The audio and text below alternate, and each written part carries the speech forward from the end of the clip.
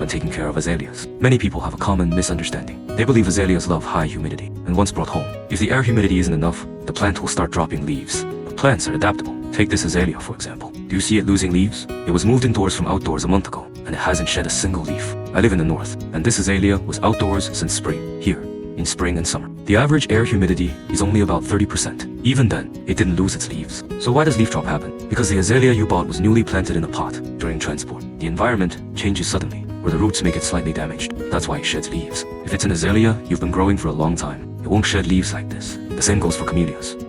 Many people bring home a camellia, and right away it starts dropping leaves and buds. This also happens because of sudden changes in environment, or because the plant was transported long distances, then repotted once home. Either the watering isn't done thoroughly, or the roots are damaged, or the sudden change of environment causes leaf drop. After the plant gets through this adaptation period, it won't drop leaves anymore. So don't assume that azaleas or camellias, plants that prefer humidity, lose leaves only because they demand extremely high air moisture. Again, plants are adaptable. If they go through long transport or sudden environment changes, root damage is inevitable. But once new roots grow, once they settle in your environment, the leaf drop issue won't happen again. That's my straightforward advice. Thanks for watching. Hello everyone, this is straightforward. When the leaves of Alocasia macrayzos droop and look unattractive, how should you control the shape? Controlling Alocasia is quite simple. It's much easier than monstera in home care, no matter how much light or fertilizer you provide. Once the leaves grow in numbers, some of them will inevitably droop.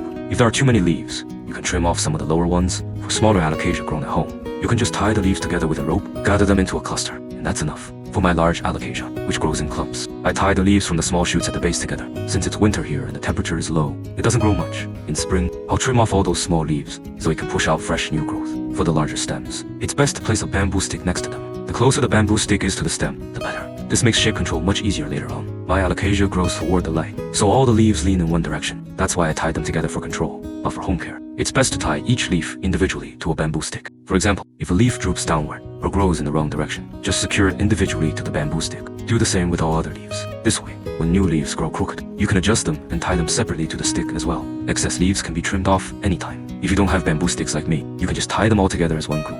But in a leaning light environment, all the leaves will tilt in one direction. So the best method is still to set bamboo sticks and tie each leaf individually. Then during care, remember to rotate the plant regularly, because this plant has a very strong tendency to grow toward light. If you don't change its position over time, its leaves will all grow in a single direction.